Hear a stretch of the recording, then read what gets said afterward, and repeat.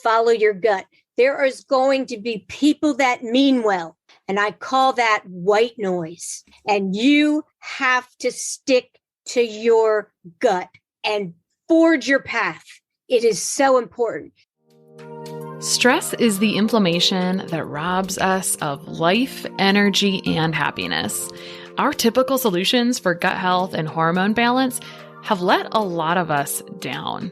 We're over-medicated and underserved. At The Less Stressed Life, we're a community of health-savvy women exploring solutions outside of our traditional Western medicine toolbox and training to raise the bar and change our stories. Each week, our hope is that you leave our sessions inspired to learn, grow, and share these stories to raise the bar in your life and home.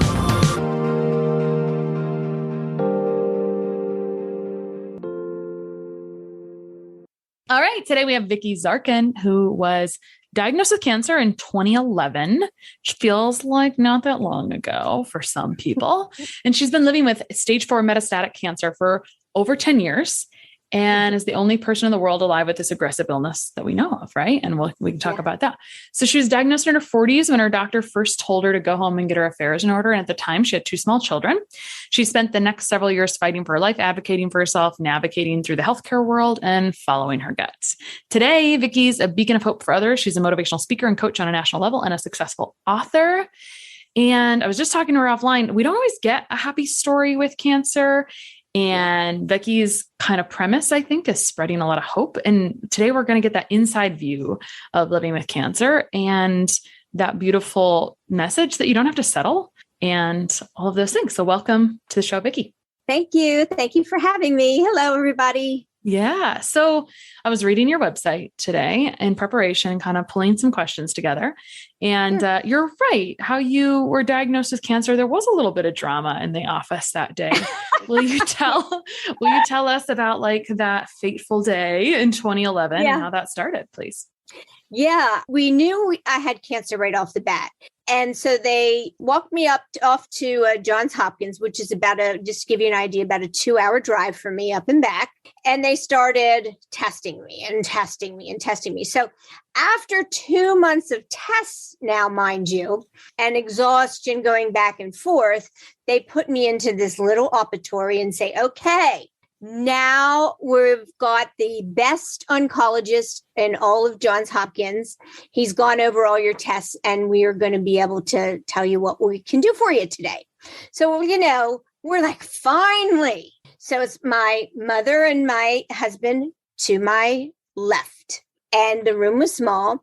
And the doctor starts talking and talking. No eye contact. And he's telling me how he has consulted all the best specialists in the hospital, and they've come to an agreement that he's sorry, there's nothing he can do for me, and I need to go home and get my affairs in order, as you said. And something inside of me snapped, something unlike what my natural personality would be. I mean, it snapped. Mom and Jerry were crying, and a switch went off in me, and I flew across the room and grabbed the doctor by the neck. And I pulled him in really close and made him look in my eyes. And I said, you talk about all these doctors that you consulted with, but you didn't consult me. What about what I want? What about what I think? And then I went on to say, I don't care what you cut off me. I don't care what you do to me. I'm going to be the one. I'm going to make it. And, I was just furious. Who is he to tell me, go home and get my affairs in order? I'm a mother of 2 small children. So then, of course, I backed off when I was starting to settle into, oh my God, I put my hands around somebody and waiting for security to be called. So the room got really quiet. And it seemed like a long time, but it wasn't a very long time. And finally, he looked up at me for the first time. And he said, okay, how about we try chemotherapy treatment? I'm not promising anything, and we'll see how it goes after that. Is that okay with you? And I said, okay. But the bottom line is I was in a real pickle, and it was just sinking in at that moment. I really knew nothing about cancer. You know how everybody says cancer's touched so many people's lives. And of course, over the years and my struggles and so forth, I've seen that. But up until that point, cancer hadn't touched me at all. There was no cancer at all in my family. I was it. So I really had to hit the ground running and start to figure out how I'm going to help myself, because he obviously thinks I'm a lost cause. Whether I made true strides that day, I looked at it like I bought myself some time. Now I got to get to work. And work I did. I mean, I did research and research and research. And, and while I'm doing this, mind you, I'm fighting with insurance companies to get the medications that I need. You've got all these outside forces and you're exhausted. And then you come home and you still have these 2 small children to bathe and love and take care of. And you don't want to miss a minute of that. You don't want this disease to waste a minute of that. Do you know what I mean? Oh, yeah, absolutely. And so I was busy, but I took that opening and got that chemo. And I did. And I found a doctor to do a special type of radiation for me where we were able to save most of my heart, because I had cancer in the left ventricle of my heart, my left lung, all through my chest wall, my esophagus. It was in my mammary glands, all wrapped around my breast. I had like 30 lymph nodes. He had a right to say that I should probably go home and get my affairs in order. I just wasn't having it. And I didn't believe it. And I didn't believe it for a minute. And I never believed it. And I just went into tunnel vision. I didn't see right. I didn't see left. I just fought like hell. I have 1,000 questions from that. Okay. So I want to get to fighting insurance because again, you're an insider. So there's like, wow. Mm-hmm. And also one of my questions was, where was the cancer? And it was everywhere. And you also said at the very beginning, we knew I had cancer. So I'd love to know how you knew that you had cancer. What were some of the signs? Because you don't just like wake up one day and you have cancer everywhere. And so what was going on with you before it was getting significant, right? Like what were some of the warning signs? Question. Such a good question. And this is sort of a way to paint the picture. Early in my 20s, I had a little scare. It was a benign little lump, not a big deal. But because of that I had that in my early 20s, I was getting mammograms all my life.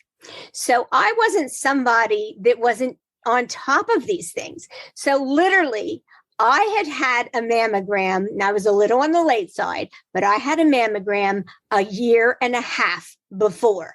And so that means I was 100% clean a year and a half ago. Then I go and get a mammogram and it is everywhere. I'm immediately stage 4. This is how highly aggressive the form of cancer that I have. And that's why the doctor was like, there's just no way. Because even if we treat the cancer, you're going to die of congestive heart failure. Mm. Because, it was just riddled in it. And I just never believed from the beginning. Never. So that was kind of, you can see how fast it became. But how I found out was I had that mammogram.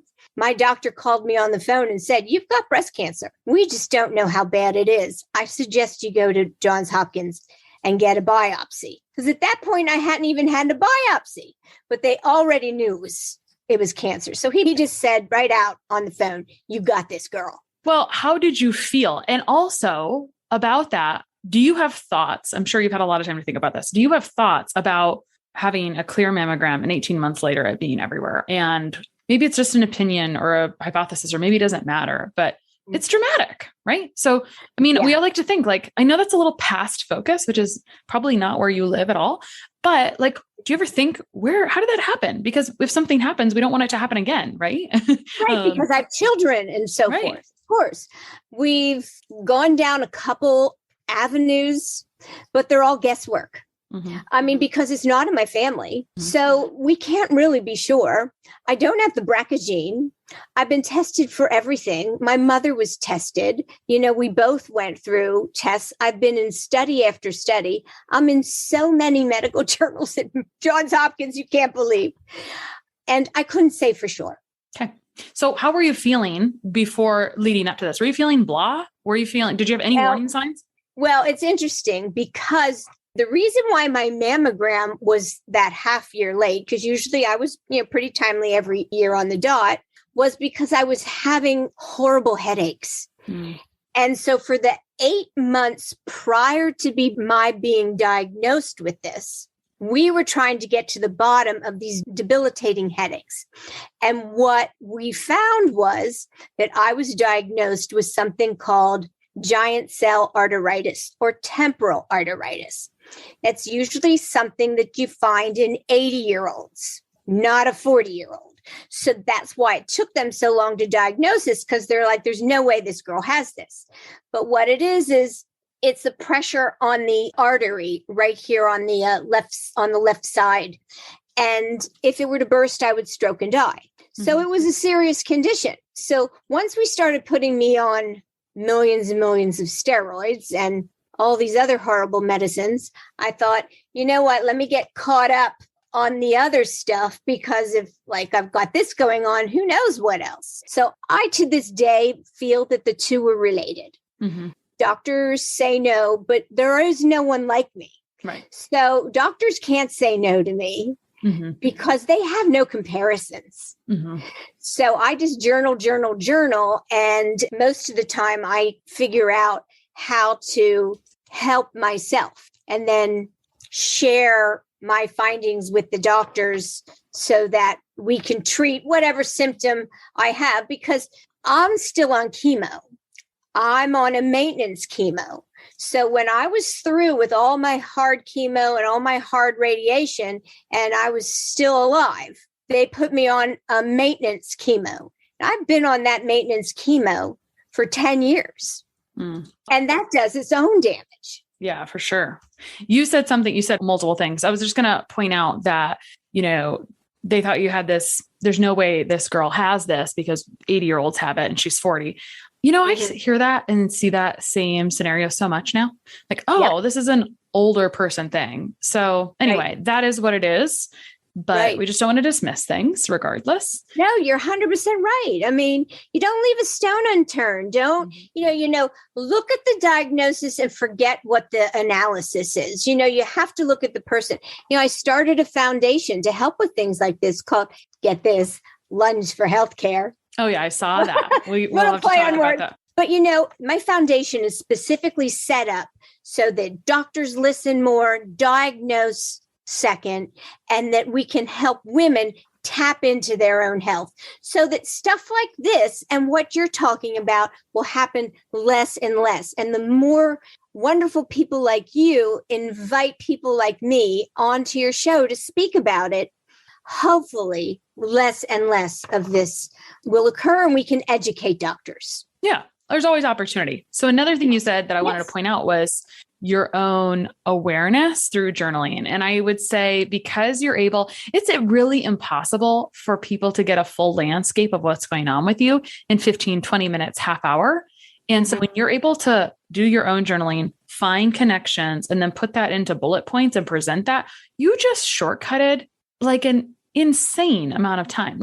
You saved yourself appointments after appointment. You literally catapulted ahead of everyone else that they saw that day. Not lying. You literally I had to, or I would die. I was going to die. Exactly. I mean, my life was on the line. And, some of the journaling that I've done takes an enormous amount of patience. I mean, I have an issue going on with me now that I've been journaling for a year to try to figure out where things cross and so forth. You have to be tenacious about that. And you have to be your own advocate. You must. No one was going to do that for you, right? No one was going to put those pieces together. If you don't put them together, no one else is going to do it for you. I like this analogy that you're the captain of your healthcare team, technically, right? I have to be. I still argue with my oncologist today. he says, this medication does not, and he's insistent, it does not do this, this, and this. And I said, oh, yes, it does. And he said, you don't have my education, my background, is getting all the high horse and my information to understand. I have all these patients on this medication and doesn't do it to them. I said, well, either they're not telling you, you're not listening, but that's not my problem. I have journals to show you that this is happening to me. And so you must concede at least that this medication does it for Viki Zarkin. Right. Yeah. You want to say it doesn't for anyone else? Fine. Yeah. But it's doing it to me. There's common and then there's exceptions, right? So yeah. I want to I don't know if this is a quick thing, but you've already mentioned you did chemo, you did hard chemo, you did maintenance chemo. I want to hear a little bit about your cancer treatment overall. Sounds like you did those treatments. And then what else did you do? What else was part of your treatment pie for yourself? I think we want to understand when you're the one person with this cancer. And how do we, I know you've been told that, and how do you know it officially, right? Because all the doctors tell me that. And so I try to say, this is what I'm told. I don't know that there's somebody out there. I wish they'd get a hold of me because I fight every day so that more women can stand shoulder to shoulder with me. So I don't want to be the only one. Mm-hmm. Yeah. I just, as far as I know, am, and I have to look out for me. But in terms of cancer treatment, so I did get him to agree to do this hard chemo. And then I was doing my research and so forth. When I found a doctor that was willing to do a different type of radiation for me. And in order to do that, it was not easy because I had to fight with Johns Hopkins to release me and then to go back. That was a whole issue. And then in order for me to be able to receive this type of radiation, I had to have a 98% reaction to the chemotherapy treatment. And then from there, I had to have a very, very radical double mastectomy. I have no chest wall left at all. I'm constantly in pain in my chest. And I had to remain flat without expanders so that I could be a candidate to try the proton therapy treatment versus the photon. And I can explain to you what the difference is if you'd like. By all means. Photon radiation. Now, see, bear in mind, this was, 12 years ago. So proton radiation is a lot more well known today. But 12 years ago, it was not. Proton radiation is normally, it's a pinpoint radiation. So it's done for brain tumors. And might I add, prostate cancer, because the guys get it all. Mm-hmm. But the photon radiation is a big blast of radiation that goes in one and out the back. And if I had had photon radiation, my heart and lungs would have been destroyed by it.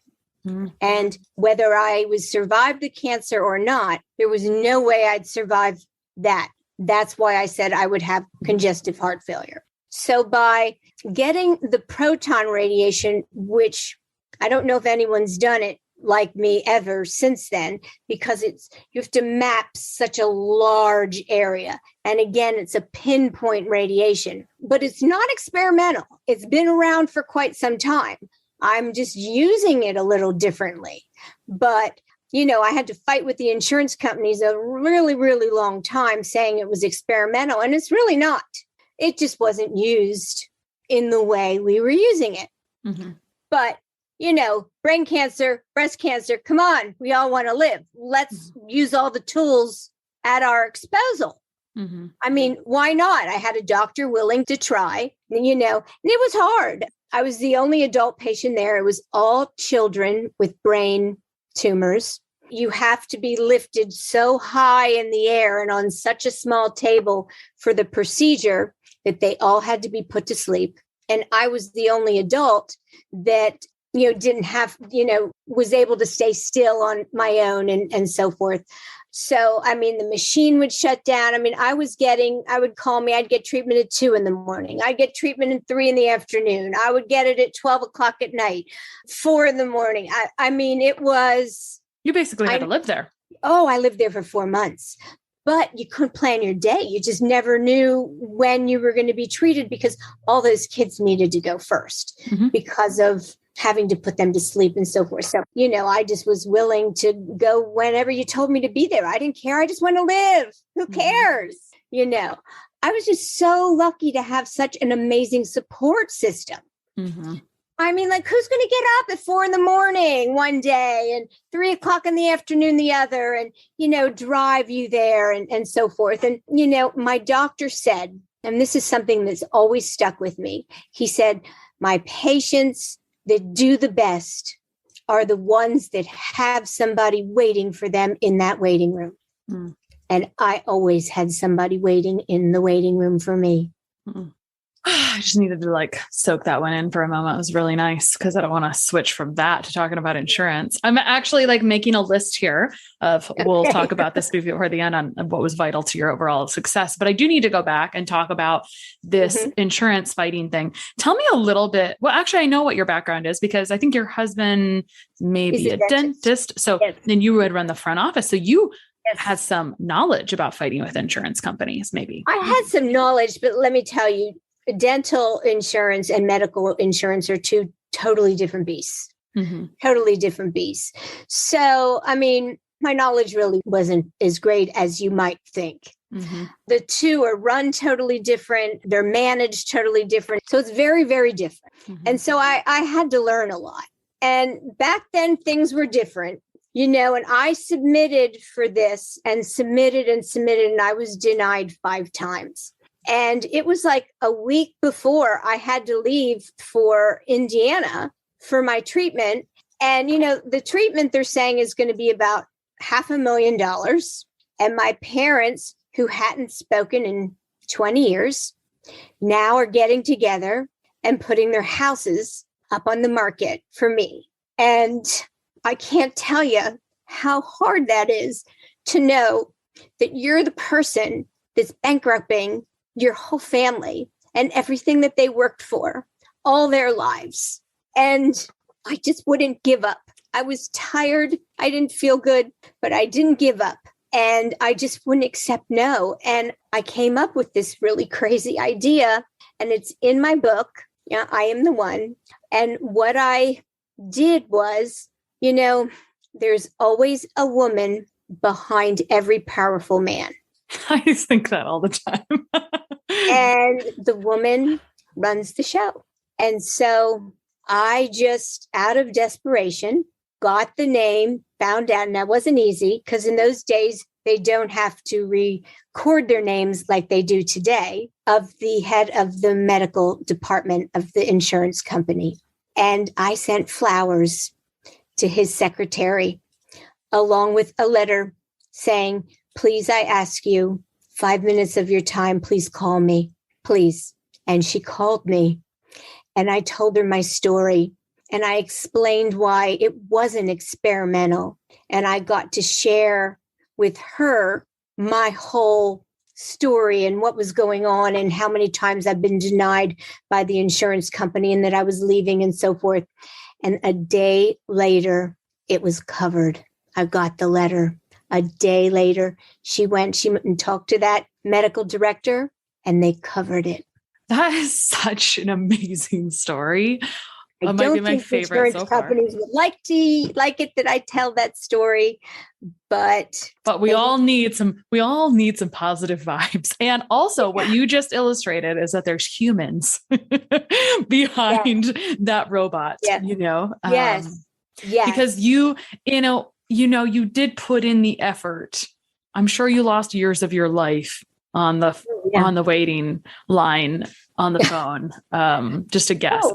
I would struggle with that probably more than everything else. And so I'm hearing you say you live on the East Coast. You had to go to Indiana for this treatment. Yes. Okay. Yes. So we had to get an apartment. God bless my mom. She paid for that apartment.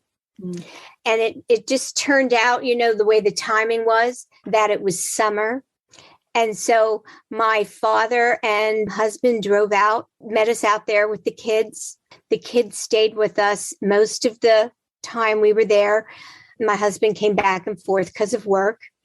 And, those kids shared a room for the first time, and had a ball. We put them in, a little YMCA camp, and we all celebrated in all their activities and all the things that they were doing. And Indiana wasn't a scary place for any of us. Mm-hmm. It was a fun memory.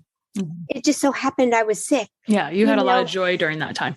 I had a lot of joy watching those kids enjoy life and spending that time with my mother. I wrote in my book that I think every adult female should spend that kind of time, like take 3 weeks or something, like a good chunk of time, and just spend it with your mother. Because as an adult to an adult, the relationship evolved so differently, because I was always the kid.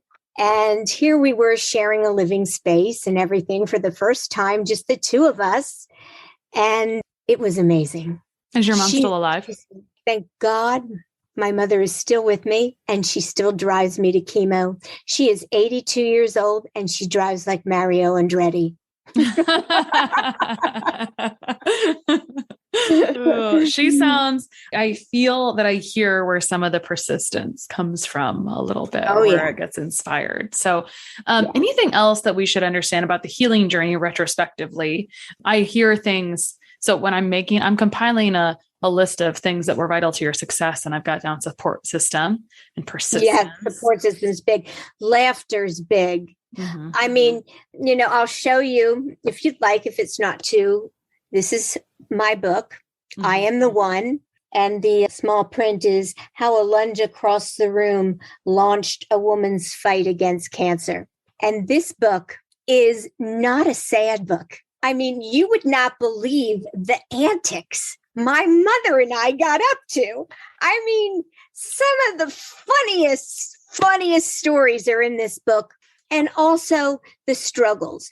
Hospitals let me down, insurance companies let me down, doctors let me down, had to fight through all that. I'll be honest with you today, I still fight insurance companies. I still fight doctors. My fight is not over. I fight every day. It's very difficult to be me. I liken it to, I get up in the morning, I run up that hill. Nighttime comes, I go to sleep, I get up in the morning, and I start running up that hill again. It never ends for me.